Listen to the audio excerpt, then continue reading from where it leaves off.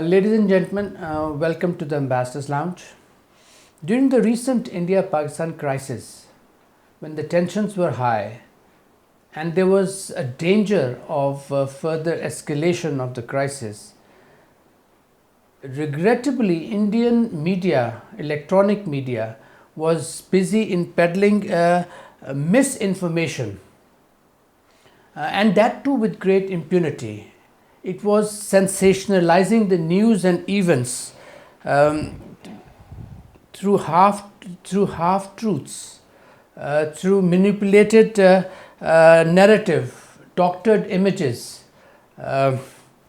thus blurring the fine line between fiction and fact. And this was done to create anti-Pakistan feelings, sentiments, and to stir war hysteria. In the end, it proved to be a national disaster.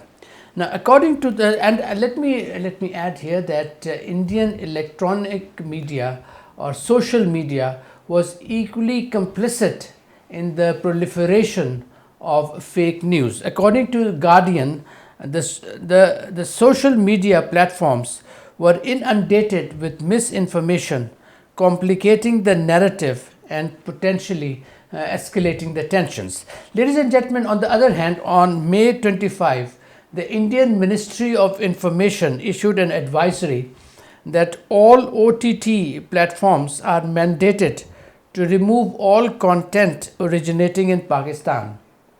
The Indian government then moved to ban 8,000 plus X accounts. These were primarily of Pakistanis, but also of international news organizations. Since then, the crackdown has intensified. According to a report, within the country, every authoritarian effort is being made to prevent the flow of correct information, including crackdown on media houses, surveillance, intimidation, and harassment of journalists, filing of police cases, and arbitrary detentions. According to Reporters Sans Frontières, at a time of extreme military tensions with Pakistan, blocking online media and social media accounts is a dramatic violation of the rights to reliable information. What's more, disinformation is proliferating in India, including fake news, fake images, and content generated by artificial intelligence. And restructuring access to reliable news service only amplifies the information chaos. Ladies and gentlemen, on July 21st, the Indian government banned Ambassador's Lounge for what they say is disseminating provocative and sensitive content affecting the national security. But here at Ambassador's Lounge, we believe, of course, we were surprised by the decision of the Indian government, since we believe that we at Ambassador's Lounge engage in constructive discussions, particularly when it comes to India-Pakistan relations, and we try to highlight the causes of discontent and bitterness. I have with me today Ambassador Ayaz Muhammad Khan and Ambassador Riaz Bukhari, and we are going to discuss this issue in the issue of censorship in the Indian society, and how it has affected or prevented constructive discussion and led to this banning of Ambassador's Lounge. Gentlemen, welcome to the Ambassador's Lounge. Ayaz, let me begin with you. Now, the Asian Forum for Human Rights and Development, based in Bangkok, they, in a statement on May 27th, expressed deep concern, and I quote, over the Indian government's continuing attempts to censor independent media and stifle freedom of expression under the guise of national security. The forum condemned Indian government's action to block social media accounts post Operation Sindoor. Now, is this culture of censorship innate to Indian culture, or is it a Modi phenomenon? I think it's a new phenomenon since Mr. Modi has come into power about 11 years ago when he came to the helm of affairs, because prior to that, Indian society was respected all over the world for being liberal, for being democratic, truly democratic. I think that 11 years ago, Indian politics and Indian society metamorphosed into quite a hidebound society, whereby dissent of any kind is being suppressed with force, not only in terms of media censorship or media platforms, etc., or the print media itself, but it's rampant everywhere in every walk of life. Dissent is being suppressed. The narrative which goes counter to the BJP ideology, which derives itself from RSS, is being brutally suppressed. So I think it's a new phenomenon in Indian society. Okay, Riaz, do you have anything to say on Yeah, this? you know, Ayaz has just narrated its background, but I will take you further back to the 1970s, when there was emergency declared in India by the then Prime Minister Indira Gandhi. The press was really under chains. Since then, I think freedom as such was never available to the Indian press. What has happened under Modi regime, they have given it an ideological lead. If you oppose Hindutva, if you oppose RSS policies, you are bound to end up facing much more restrictions. Yes? Yeah, I fully He's agree got with a that. point, yes. Absolutely. Okay, Riaz, now what I see is that if liberty means anything at all, it means the right to tell the people what they do not want to hear. This right of people under Modi is eroding. Do you agree with that? Yeah, you are right. You know, in the Indian constitution, a right to know, right to information is enshrined in the constitution. Absolutely. It is the one of the basic right. Why it has been compromised? I have just said that under Modi, you know, the regime, under Modi government, the RSS principles, the Sangh Parivar's, you know, ideology, they developed a bit intolerance towards the freedom of expression, freedom of press. This is what we have seen under certain reports of the international watchdogs, you know, watching Indian press in India.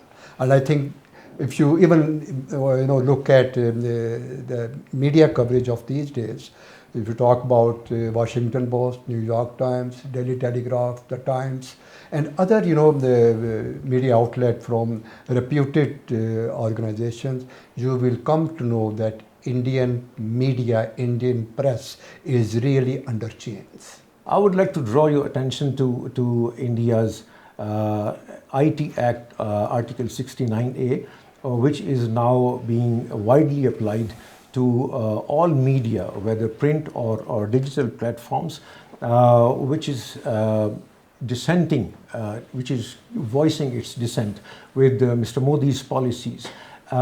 Similarly, you would see that incidents like in 2002 when the chief spokesperson of BJP, Miss Sharma, Nupur Sharma, she expressed some blasphemous, obnoxious remarks about the Prophet of Islam.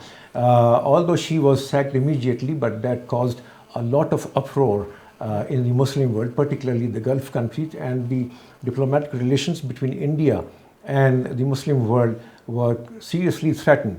So what we are seeing here is the increasing belligerence in the Indian media, particularly against minorities, especially Muslims and Christian within the Indian polity, within the Indian populace. As this is an important point you have raised, that within the Indian media there is an increased belligerence against the Muslims, but it is not only against the Muslims, it is against the minorities, it is against the Christians.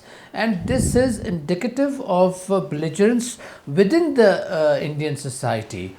You find Hindus reacting against Muslims, against the Christians.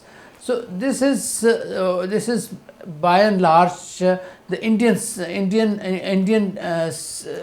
screen that is you are reflecting. But I would partly agree with that, but I think that sane voices in India are also being suppressed, which are not aligning themselves with Mr. Modi's government's But they are the saner ideology. elements, Yes, certainly. which will we will come to them. Riaz, coming to you now. Riaz, there's an eerie silence in India on government's crackdown on national and international media. Now, the space for free thinking and free speech is fast shrinking, yet the civil society is silent.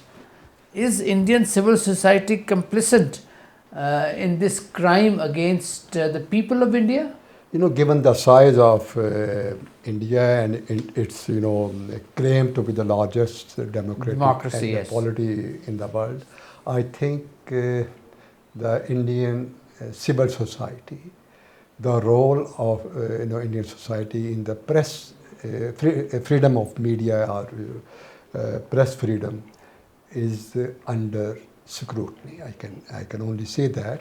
The sane voices, as Ayaz said, that they are not more pronounced in defending the press freedom.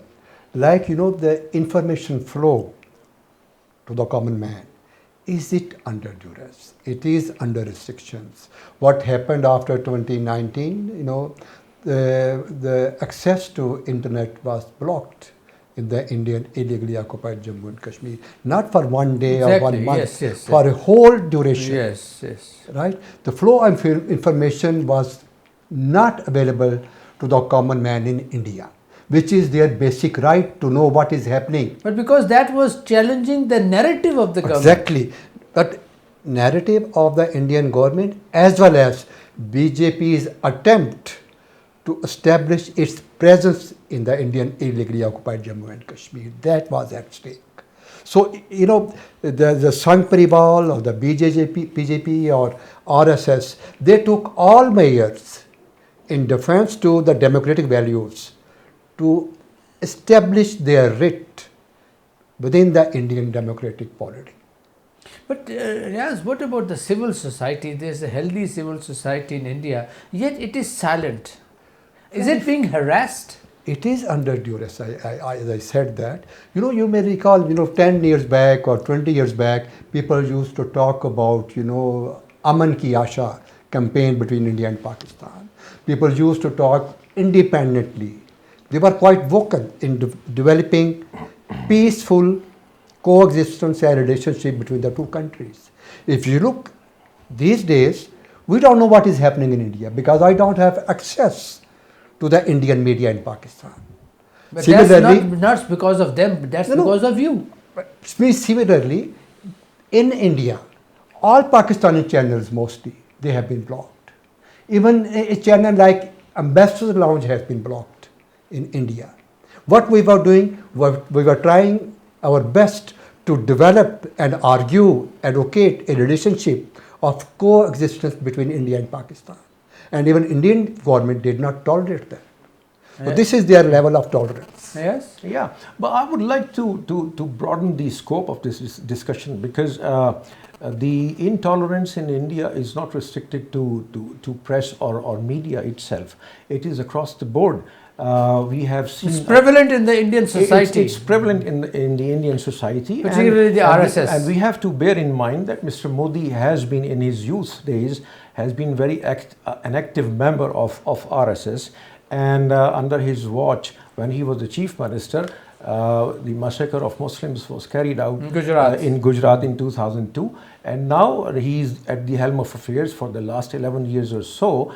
Now, obviously, the kind of laws that are being passed and enforced in India have caused a lot of concern, not only in Pakistan, but international community is also voicing its concern. State Department has, in its recent statement, they said that India is of particular concern for them because of the enforcement of such laws which are discriminating against the minorities, particularly the Muslims and the Christians.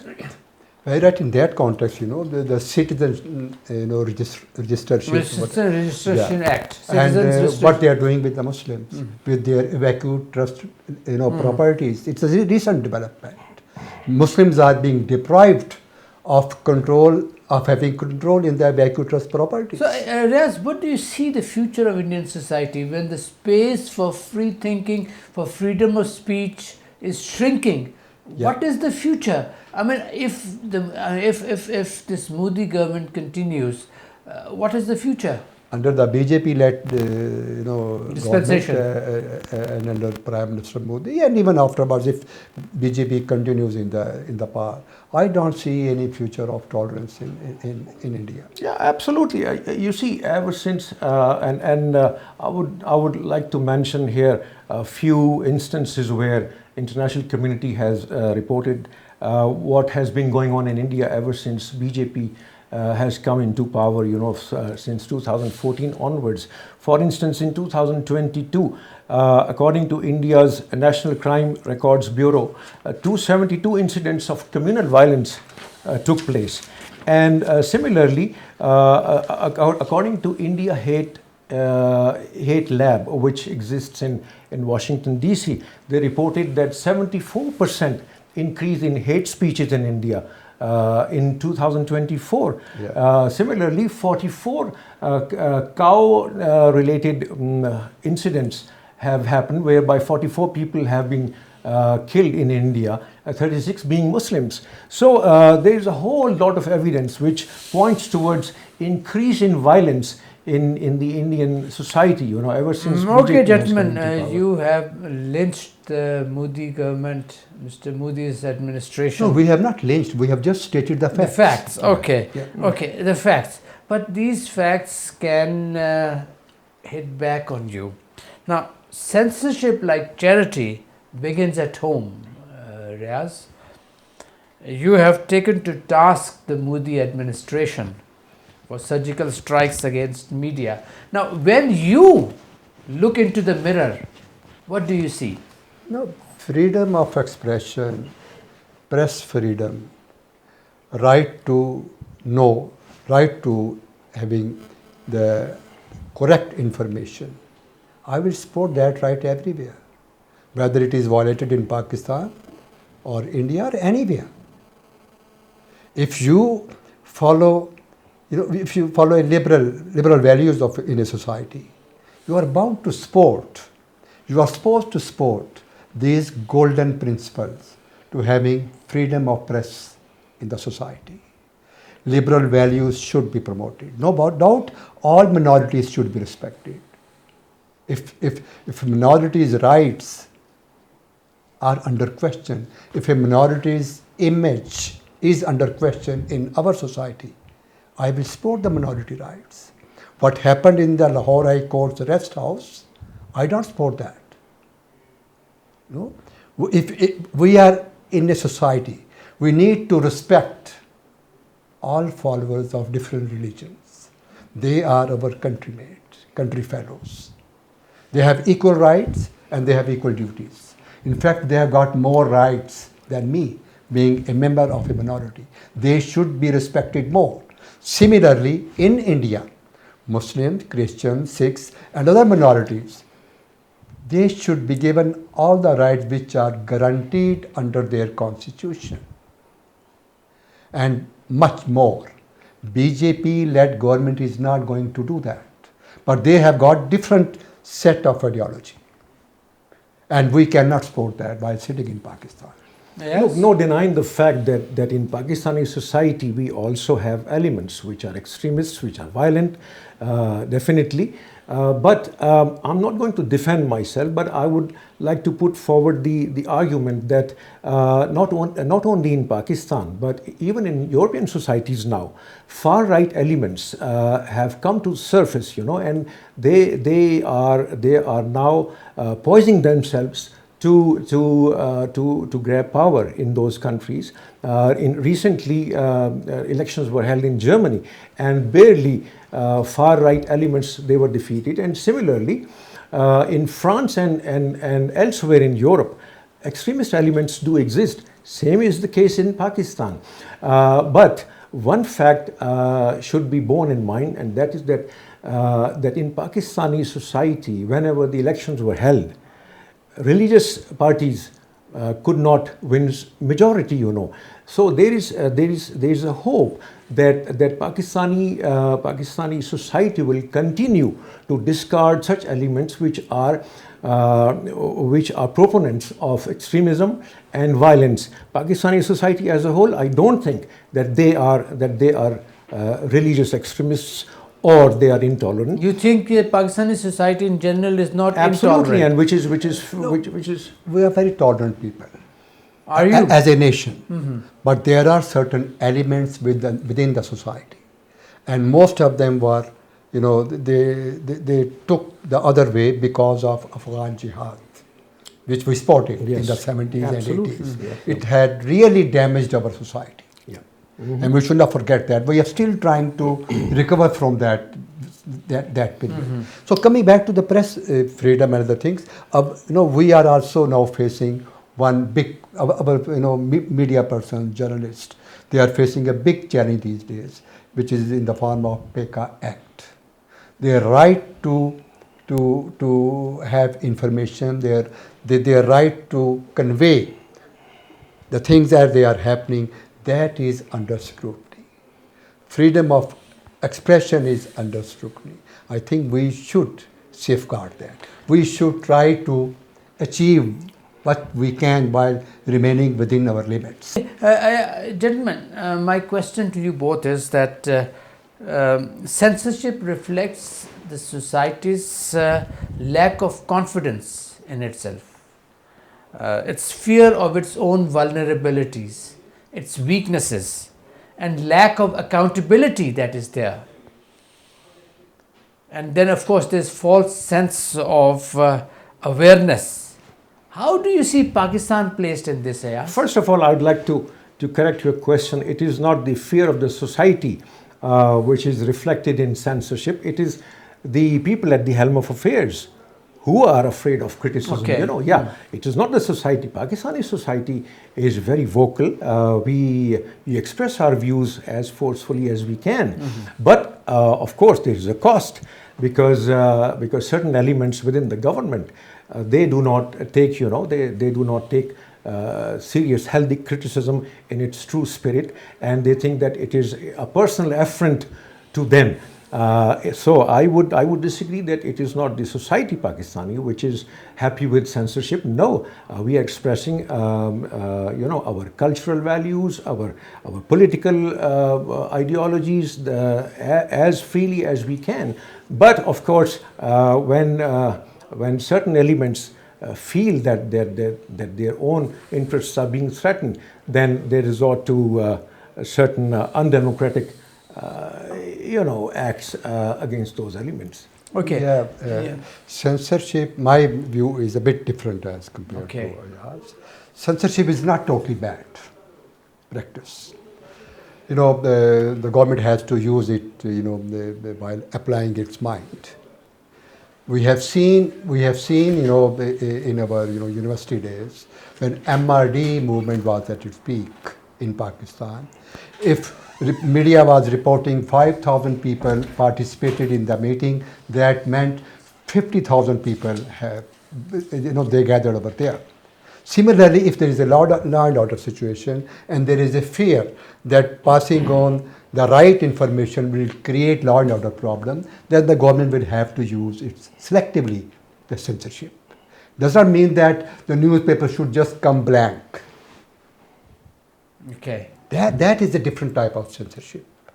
But for the larger interest of the society, censorship should be used very selectively. Okay. But no, Riaz, you believe that censorship should be there. I am not saying that censorship should be there. What I am saying is censorship should be used. Who is going to determine? Who is Obviously, going to the determine? government of the day. When you leave it to the government, if there is when you leave it No, to the government, we have they will seen- keep in view their We have interests. seen in our society, I am talking in a different manner. It is not a fear of the government that they are going to lose the power. The powerful people has the fear of losing power. Yes. That's why they apply censorship. I am talking about They different apply kind of. censorship because they believe that their narrative, their point of view will not be accepted. I am not talking about They that. do not encourage free Or is thinking. being challenged. If something has happened somewhere, right, and 10 people were killed in that, whatever you say, in law and order situation, and the government of the day has the fear that it will have the other community is going to have reaction. In that particular episode, the government should use the tool of censorship in a very selective manner to maintain Yes, the order. yes, If you yes. don't agree, I leave it No, there. no, Riaz, you don't leave it there. You see, you have to allow the people to think for themselves. What you are doing when you impose censorship, you are trying to force the people to think in the way you want. Yes? I would partially agree with Riaz. I'm not a proponent of, or I do not agree with, legislations like PECA or whatsoever. But at the same time, we have to see that our media, there are certain elements in our media, both print and electronic, which sensationalize, the things out. They blow out of proportion, and they create some kind of dismay in the society by portraying everything that comes negative, So the government has the responsibility to actually put a check on the thing as to what kind of content is being. When if you believe that your media is still immature and they are trying to, they are giving this fake information, fake news, then let the people decide. No, look, I'm not saying And that then the entire. it is through time that this media develops maturity. It is not a question of fake information or misinformation or disinformation. Okay. It is a question of projecting, publishing some material which has actually happened. But there should be some control on its dissemination because of the fear that it will have a violent response. Then, In that if circumstances, you believe, I am advocating there should be then some you way see of what you are censorship. doing is you are giving credibility, or you are supporting the Indian government's decision to ban, which at the moment 16,000 plus plus channels at various platforms. No, I am not saying And why do you criticize, or why you agitated that they have banned Ambassador's Lounge? We are not been advocating here violence or violent means. Our role was totally different, presenting facts and advocating for a peaceful environment to have a stable and prosperous society Yes. in both countries. I think whenever we criticized India or any of our neighbors or partners in the world, it was a healthy criticism because we are professionals. We know that our job has been throughout our lives, to build bridges, to bring the societies close to each other. But at the same time, we have to bear in mind, we have to be mindful of the fact that why certain elements are creating dissent or divide, between the two countries. That was our job. That is our job, and we have been very faithful to ourselves. So how do you view this India's banning of Ambassador's Lounge? Yes, you please go ahead. Well, it certainly is an irrational decision, I would call it, because one should have the magnanimity the level of tolerance to take criticism. When I was saying that we have been criticizing not only India but others as well, and our own decision makers as well, at the same time we were also proffering certain ways and means to build bridges, to skirt the serious issues that are bedeviling our relations, with India or Afghanistan for that matter. Our job was quite healthy. We were also offering solutions to these Yes, things. do you think we were a challenge, or we were affecting as they said, that the national security was at risk? Were we a national security risk? What Indian government, BJP government has done by blocking ambassador lounge access to the common Indian citizen, I think they have not done the right thing for them. What ambassador lounge have been doing, advocating peaceful environment in the region. It is in the interest of the Indian society as well as Pakistan society. Like in the last episode, the recent one, we invited one of the former Foreign Secretary, Mr. Salman Bashir.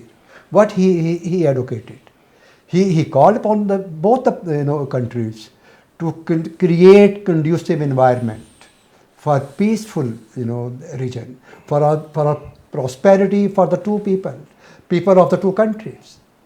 Was it bad idea? Yes. Well, certainly yes. You see, in our one of the last episodes, I also mentioned water diplomacy, hydro diplomacy, because we were trying to find ways as to how to overcome the differences that we have between our governments. The people, certainly I believe that people in Pakistan and India, they would like to meet each other, they would like to exchange information, they would like to exchange cultural values, know more each other. And it is the Indian government which is to be blamed. I'm not here to play the blame but game. They say your views which which this program is disseminating, it's a national security challenge. If you look into, scrutinize their argument, what President Trump has been saying for the last so many times about CNN, etc. And how many Indian fighters have been shot down by Pakistan? Mr. President Trump has said many times, Indian people, society has the right to know. They are asking their Prime Minister, the BJP government, to let them know how many fighter jets were shot down by Pakistan. It's a simple answer they need to give. Will it compromise their national security? If that is so, they need to review their strategic relationship with the United States. Okay. I think I would say that it is not the national security of India, but it is probably the political security of the ruling elite, which is Thank you very much. Right Thank you very much, gentlemen. Ladies and gentlemen, the crackdown on international and national digital media by the Indian government, which we are seeing, has nothing to do with the national security, as is being claimed by the Indian government or the Modi administration. It is more about reshaping and restructuring a national narrative, the purpose of which is to manipulate public perception and to appease a domestic audience and to create a euphoria that we have won. The narrative, however, is challenged by the reports which we see appearing in the international media about India's misadventure against Pakistan, and which the Indian government has failed to suppress. So what we are actually witnessing is the inability of the Indian government to win information war through rational and credible arguments. It is quite unfortunate that a sizable segment of Indian society is accepting the Indian narrative, the narrative of the Indian government, the Modi administration. But then there are saner elements who see the efforts of the government to conceal the truth and reality. This polarization which we see in the Indian society is reflected also in the media. There is one element of media which blames Pakistan for the Pahalgam attack, but then there are saner elements again which believe that or which are outraged by the fabricated lies. The crackdown on international media, the digital media, is irrational and irresponsible, unbecoming of a country which claims to be the largest democracy of the world. But then we see that there are elements in the Indian society which justify what the Indian media or the Gaudiya media has been saying. And they say that in any conflict, purpose of information warfare is to confuse, mislead and break the thinking of the enemy. We will do this and do this again and again. So keep these teachings of credibility, of free speech and morality to yourself. Is this what Indian society has come to in its hatred of Pakistan? Please think about it. Thank you for watching Ambassador's Lounge. Please subscribe to our channel and we will be back.